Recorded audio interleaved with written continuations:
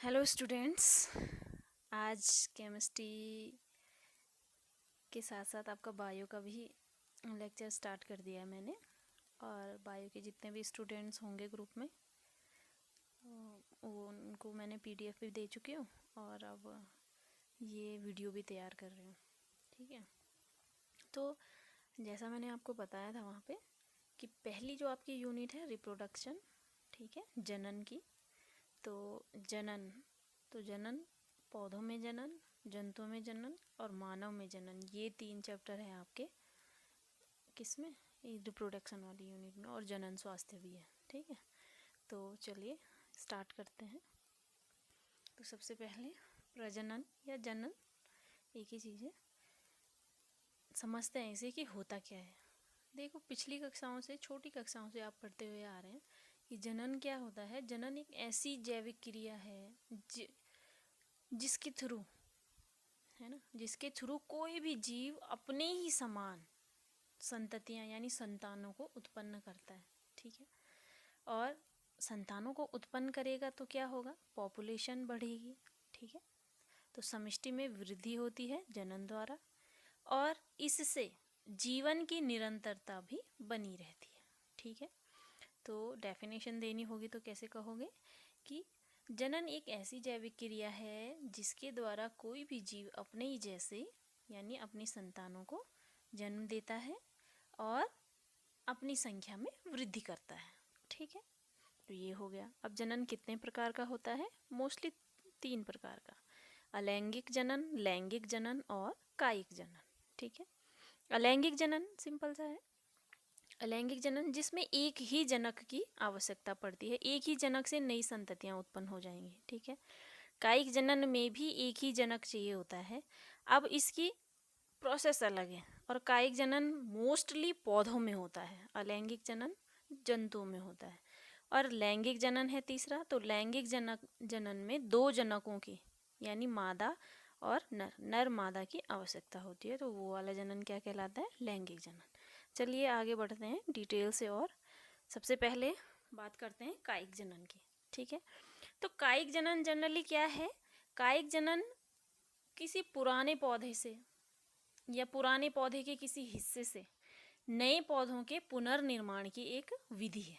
ठीक है, इस विधि में क्या होता है, जो नए पौधे होते हैं वो मात्र पौधे के किसी भी भाग से क्या है, निर्मित हो सकते हैं।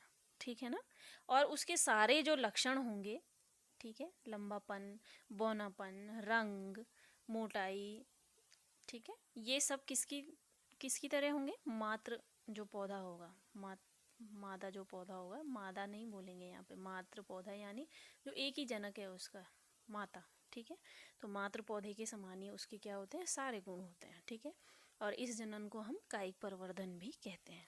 ठीक है, और ये कायिक प्रवर्धन जैसा मैंने बताया कि मोस्टली, ठीक है, किसके लिए होता है, पौधों के लिए होता है। ठीक है, अब छोटे पादपों की तो बात कर ली, लेकिन जो उच्च पादप होते हैं इनमें ये 2 प्रकार का होता है। ठीक है, प्राकृतिक कायिक प्रवर्धन और कृत्रिम कायिक प्रवर्धन। चलिए आगे प्राकृतिक कायिक प्रवर्धन की बात करते हैं। तो प्राकृतिक मतलब ऐसा कायिक परिवर्धन या ऐसा कायिक जनन जो क्या होता है, प्रकृति में मुक्त अवस्था में मिलता है। यानी पौधे का, किसी पौधे का कोई भी जो अंग होगा वो क्या करेगा, रूपांतरित होकर नए पौधे का रूप ले लेगा। हो सकता है इसमें कि वो मात्र पौधे से अलग हो जाए, ठीक है, और नया पादप बन जाए। ठीक, तो इसके लिए फेवरेबल कंडीशन होनी चाहिए, अनुकूल परिस्थितियाँ होनी चाहिए नए पौधे के निर्माण के लिए, कि पुराने पौधे के किसी भाग से जब कोई नया पौधा बनेगा तो इसके लिए ताप और जो भोजन के लिए खनिज है, मिट्टी है, ठीक है, वायु है, ये सब होनी चाहिए। ठीक है, और जलवायु तो होनी चाहिए। ठीक है ना, तो इस क्रिया में क्या होता है, इस क्रिया में मात्र पौधे के किसी भाग से, ठीक है, किसी भाग से अंकुरित होकर या अलग होकर नया पौधा बनता है। ठीक, अब देखते हैं जो प्राकृतिक कायिक प्रवर्धन है ये कितने प्रकार का होता है। मोस्टली 5 प्रकार का होता है। पहला भूमिगत तने, दूसरा अर्धवायवीय तने, तीसरा मूल, चौथा पत्ती और 5वां बुलबिल। ठीक है, तो 5 प्रकार से कायिक प्रवर्धन, जो प्राकृतिक कायिक प्रवर्धन है वो हो सकता है। ठीक है, चलिए आगे चलते हैं। पहला है भूमिगत तने। ठीक है, आपने नाम सुना होगा। नाम क्या? भूमिगत। भूमिगत यानी जो भूमि के अंदर है। ठीक है, और भूमि के अंदर क्या कर रहा है? वृद्धि कर रहा है और नए पौधे का निर्माण ले रहा है।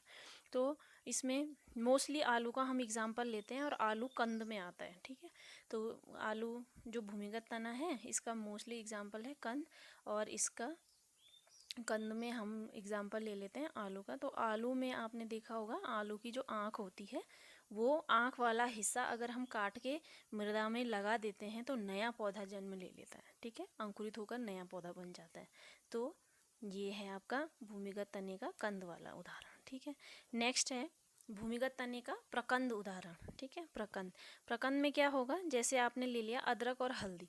अदरक और हल्दी को आप देखते हो, पुराने अदरक और हल्दी को लगा देते हैं जगह जगह पे गैप देके, और ये क्या करते हैं? समानांतर और या फिर क्षैतिज वृद्धि कर सकता है। या तो मतलब ऐसे बिल्कुल जैसे खेत है, खेत में जितने भी गैप में लगाया होगा तो उतने गैप में वो फैल जाता है समानांतर। ठीक है, और क्षैतिज भी वृद्धि कर सकता है। इसमें क्या होते हैं? छोटी छोटी, तुमने देखा होगा कभी अदरक या फिर हल्दी का टुकड़ा लेना, उसमें देखना छोटी छोटी लाइनिंग टाइप की होती हैं। तो इन लाइनिंग से क्या होता है? छोटे छोटे आँख भी नहीं बोलेंगे उन्हें, पर्व बोलते हैं, पर्व संधियाँ। ठीक है, तो वो पर्व संधियाँ होती हैं, और उनमें क्या होते हैं? मतलब वो पर्व संधियाँ जैसे तुम मिट्टी के अंदर डालते हो उसे, तो थोड़ा डेवलप होके उसमें हल्के पत्ते से आ जाते हैं। तो वो पत्ते क्या कर देते हैं? उन पर्व संधियों को ढकाकर उनसे नए पौधों का अंकुरण कर लेते हैं और नई कलियाँ उनमें आ जाती हैं। तो इस तरह से जो अदरक और हल्दी है वो भूमिगत तने के प्रकंद का उदाहरण है। ठीक है, नेक्स्ट है घनकंद। ठीक है, भूमिगत तने का ही तीसरा उदाहरण है घनकंद। घनकंद में क्या होता है? जैसे आपने वो देखा होगा अरबी भी ऐसी लगाते हैं। अरबी में क्या कर देते हैं? जैसा मिट्टी के अंदर ये क्या करता है? यूं ऊर्ध्वाधर रूप में वृद्धि करता है। ठीक है, ऊर्ध्वाधर रूप में वृद्धि करेगा। इसमें भी सेम अदरक और हल्दी की तरह क्या होती हैं? पर्वसंधियाँ होती हैं, और सल्कपत्र जब पर्वसंधियाँ डेवलप करेंगी तो सल्कपत्र उनको ढक देते हैं, जिससे क्या हो जाती हैं? फिर धीरे धीरे खाद, पानी, मिट्टी, वायु से पोषण मिलके नई कलियाँ आ जाती हैं उसमें, और नए पौधे का निर्माण हो जाता है। तो इसमें उदाहरण मैंने लिखे हुए हैं अरबी, केसर, जिमीकंद। ठीक है, नेक्स्ट चलते हैं। भूमिगत तने का ही नेक्स्ट उदाहरण है सलकंद। ठीक है, सलकंद या इसको बल्ब भी बोलते हैं। ठीक है, तो प्याज इसका बहुत अच्छा उदाहरण है। आपने देखा होगा प्याज हम क्या करते हैं? पुराने जो प्याज जिन पे ऊपर से हरे हरे बिल्कुल मुलायम से नए ऐसा लगते हैं कि पत्तियां आ गई होंगी। ठीक है, तो उनको बल्ब कहते हैं। न्यू सूट्स होते हैं वो, इंग्लिश में सूट बोलते हैं उन्हें। तो वो सूट जब आ जाएं तो आप क्या कर देते हो? उसे मिट्टी के अंदर अगर दबा देते हो तो उन सूट से नया नया प्याज का पौधा बन जाता है। ठीक है, तो वो सूट्स कहाँ? ये जड़ से वृद्धि करता रहता है। ठीक है, तो इसमें क्या होता है? सलकंद में ये बोल रहा है कि जो तना होता है वो बहुत छोटा होता है, और तने के चारों, जैसे प्याज होता है ना, जब डेवलप करता है तो उसके चारों ओर क्या होती हैं? गूदेदार पतली पतली लेयर्स बन जाती हैं। ठीक है, तो ये इसके उदाहरण हैं सलकंद के। ठीक है, प्याज है, ट्यूलिप है और रजनीगंधा, ये सारे सलकंद के उदाहरण हैं, और ये भी भूमिगत तने के अंतर्गत आता है। ठीक है, अब भूमिगत तना तो हो गया, अब इसके बाद है अर्धवायवीय तना। ठीक है, भूमिगत तना मतलब जो भूमि के अंदर था, वो मैं बता चुकी हूँ। अर्धवायवीय तना मतलब ऐसा तना जो आधा ऊपर मिट्टी के ऊपर रहेगा और आधा मिट्टी के अंदर रहेगा। तो जो मिट्टी के ऊपर रहेगा तो वायु में रहेगा, तो अर्धवायवीय तना। ठीक है, तो अर्धवायवीय तना क्या होता है? सदैव समानांतर वृद्धि करता है। ठीक है, समानांतर यूँ लाइनिंग में ऐसे वृद्धि करेगा, नीचे को नहीं धसेगा, सीधे लाइनिंग में वृद्धि करेगा। और इसमें भी पर्व संधियाँ होंगी, प्ररोह होंगे, जिनसे नए पौधों का निर्माण होगा। ठीक है, अब ये अर्धवायवीय तने भी कितने प्रकार के हैं? 4 प्रकार के। ठीक है, ऊपरी भूस्थारी, अंतः भूस्थारी, भूस्थारी और भूस्थारिका। ठीक है, और इनके मैंने एग्जाम्पल भी करवाए हुए हैं। चलिए आगे चलते हैं। देखिए ऊपरी भूस्थारी में क्या है? इसमें तना क्या होता है, सर्प की तरह यूं यूं आगे को बढ़ता जाता है, आगे को, नीचे को नहीं जाएगा या कुछ नहीं होगा, आगे को बढ़ता जाएगा। और जगह जगह जहाँ पे पर्व संधियाँ होंगी वहाँ से जो बिल्कुल छोटी छोटी जड़ें होंगी वो मिट्टी में धंसती रहेंगी, मिट्टी में धंसती रहेंगी। दूब की घास देखिए आपने, दूब की घास का एक लंबी, मतलब दूब ऐसा लंबी होती है जैसे, तो उसको अगर तुम सिरे से उखाड़ना शुरू करो तो उखाड़ोगे जैसे यूं, तो वो क्या करती है, जगह जगह जगह जगह पे मिट्टी के अंदर उसकी जड़ें धसी हुई होती हैं। तो ये क्या है, ऊपरी भूविस्तारी का एग्जाम्पल है, जिसमें क्या होता है, जो तना होता है वो मिट्टी के बाहर की ओर समानांतर रूप से वृद्धि करता रहता है, ठीक है। और उसकी क्या होती है, जगह जगह पर पर्व संधियों में जड़ें फूटती हैं, ठीक है।